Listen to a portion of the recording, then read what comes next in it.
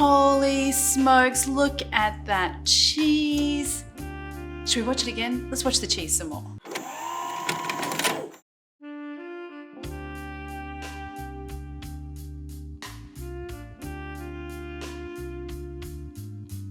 I really just want to eat this spoon, but I will refrain. Let's get it into the dish before I eat it off.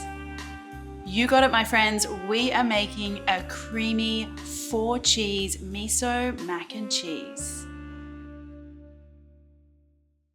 Okay guys, it's like my favorite day of the year, the day we make the creamiest, cheesiest, most umami flavor packed mac and cheese ever.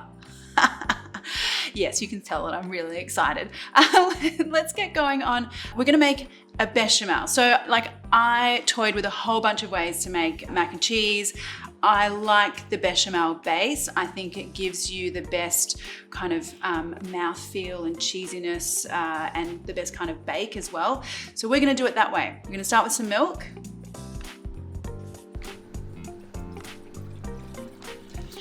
And like, because this is mac and cheese, like I didn't want this to be an overly complicated recipe, but you know, you can still add simple things that make things even better that don't take literally any time at all. So I am going to infuse my milk with just a few thyme sprigs. You could use rosemary as well if you like, or you could just keep it simple and leave it out. Choose your own adventure. But the main thing is though, I want to add some like bang flavor here, extra flavor, extra saltiness, extra umami. So I'm going to add in some miso paste. And the idea here is I don't want that milk to boil. I want it to heat up just enough so that I can get that miso paste dissolving and those thyme kind of flavors into the milk. Just need to give that a bit of a whisk, help that miso along. Okay, this is looking good. It's just warmed up enough that miso is dissolved. I'm gonna pull out those thyme sprigs. If you leave a few in there, it doesn't matter. And now while that milk's still warm, so this is like the key thing, the key to getting a really nice, creamy, non-lumpy bechamel is to make sure your milk is warm. If it's cold, you will just get like, it will be a disaster, trust me. Let's get the butter heating up.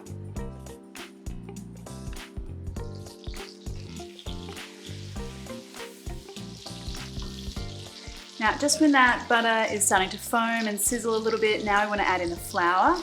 We're just making a basic roux here. So a roux is like a cooked butter flour mixture. It's gonna thicken up everything. Now make sure you're stirring that straight away. And you wanna give this some time to cook a little as you're stirring so that some of that kind of floury taste gets cooked out a little bit. Okay, just like, you know, a minute or so is good. And now go in with your warm milk, kind of a little at a time, like just sort of put a big splash in. And stir. Now you want to get in here with a whisk and just whisk out any lumps that you might have. And at this point, we're just waiting for this to thicken up and get like all creamy and lush. Now, before we get started on the rest of the bechamel, I'm just going to pop my pasta into the water to cook. I'm using little curly whirlies here. You could use macaroni, whatever kind of short pasta you kind of like. Okay, so this kind of creaminess is what we're after with our bechamel sauce. Oh, look at that, just perfect. Now we want to go in with the cheese. So my ultimate combo for a mac and cheese after multiple trial and error situations is this. I've got some Gouda, I've got some Gruyere, I've got some Swiss cheese, and I've got some mozzarella. I love all of these things because they all have really good kind of stretchy qualities. And as long as we don't go too high on the temp when we put the cheese into the sauce, we won't get much of that kind of oily business happening, which you can get from a cheddar. So let's, without further ado, let's get this cheese in here. And now we get to the bit that I love, which is like creating the cheesy creaminess that we all love for a mac and cheese. Look at that. Wow, it's like total wow moment. Look at that cheese stretch. Oh my goodness. I mean, literally, I could like get in with a spoon right now and just demolish quite a bit of that, which is probably crazy, but true. I could at least stick my finger in here, otherwise I'm just gonna, die. Wow.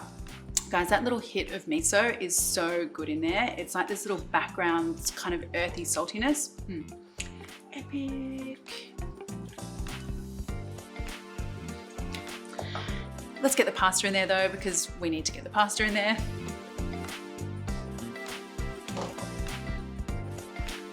And this is also very satisfying. You know, mac and cheese is not just satisfying when you eat it, it's like so satisfying to cook. Check this out, look at that pasta just oozing with that cheese. Okay, so you need a large baking dish because I've literally made like enough mac and cheese to feed, I don't know, the cast of Survivor. Let's get this in here. Oh my goodness, look at that oozing amazingness. It's like so stringy. Okay, just spread everything out a little in there. And now I'm gonna get this in the oven first. So this is my little technique for getting a crispy topping, a golden topping. So I like to get the cheesy pasta getting some nice color first before I get my breadcrumbs on there. So into the oven about 10 or 15 minutes until you just see little golden spots everywhere.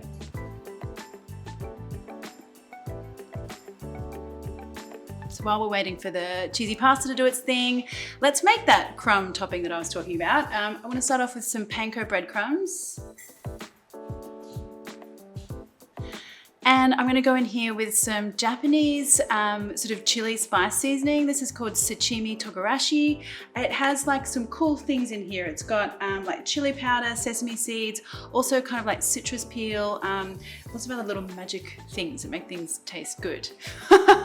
And just a little spicy. It's not too heavy-handed with the chili. Also beautiful color. And then here's my little like secret ingredient that I like to add here, and that is some lemon zest. It kind of adds this beautiful light fragrance and freshness just at the end. And now you want a really big hit of salt here. So I haven't done any salting in the mac and cheese part because we've got the miso in there, which is a little salty. So you do need quite a bit of aggressive seasoning here.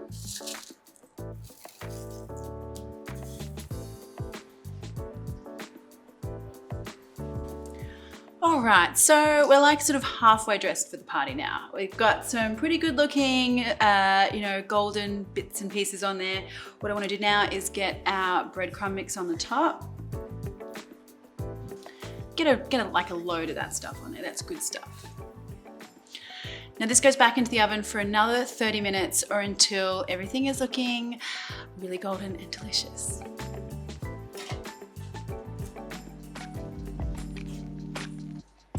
So there you go, friends. Like some pretty awesome mac and cheese right here. My version of a creamy 4-cheese mac and cheese. Oh my goodness. I need to get in here with like the biggest piece in the world.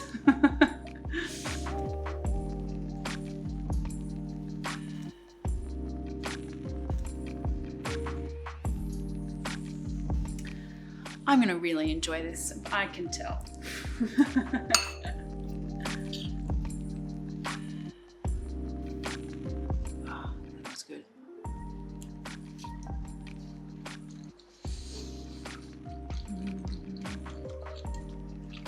So like, you know, that texture is so silky and velvety, and the cheesiness is like next level. That little hint of the miso, so good. And of course, because I'm me, like that little extra bit of spice, ridiculous. Like, I'm done. Mic drop, even though I can't drop my mic because it's like pinned to me. But if I had a mic, I would drop it now and leave with my pasta.